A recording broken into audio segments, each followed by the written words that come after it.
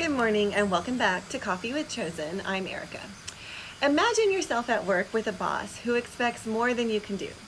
If every day he sets the bar high and every day you can't reach it and every day he expresses his disapproval but nothing else changes, how will you feel each day? Will you ever grow magically to just reach his expectation, or will you plateau or even give up?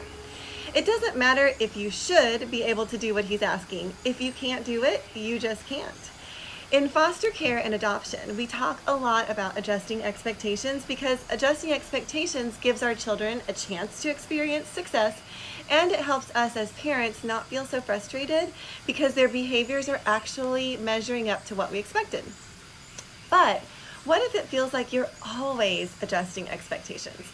Is it normal to have to do that again and again? Do you feel frustrated or even sad that what you thought was an appropriate expectation is still not something your child can achieve? If you feel that way, you're not alone. The question is, what happens in that moment of unmet expectation? Do you adjust or do you hold firm?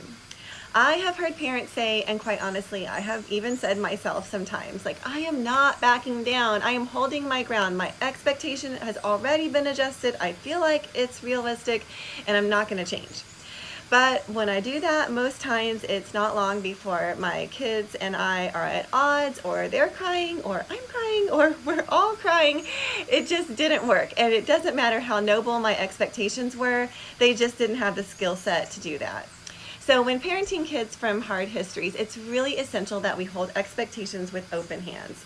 It's really realistic that our expectations are going to change from day to day. Sometimes from morning to afternoon, we have to readjust. I also need to realize as a mom that while my kid, she may be beyond her years in, say, her social skills, she may also lag behind significantly in something like showing initiative or understanding cause and effect. So success in one area does not mean success in all, and this is especially true in kids who have experienced trauma. Their skill set varies significantly across different areas of their lives. So returning back to that example of the boss whose expectations of you were too high, what if instead of holding these expectations super high over your head, what if he met you where you were and he gave you achievable goals, and slowly over time he raised those goals and he walked you from where you were, not necessarily to where he thought you should be, but where he realized and knew was your personal best?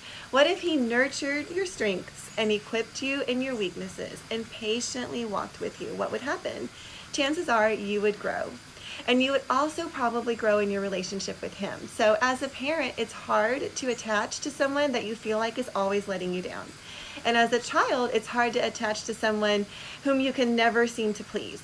But appropriate expectations, they create room for attachment. I'm with you. This is not always easy to do. It does require flexibility and compassion right in the heat of the moment. And it demands that we lay down our short-term comforts and we focus on long-term successes.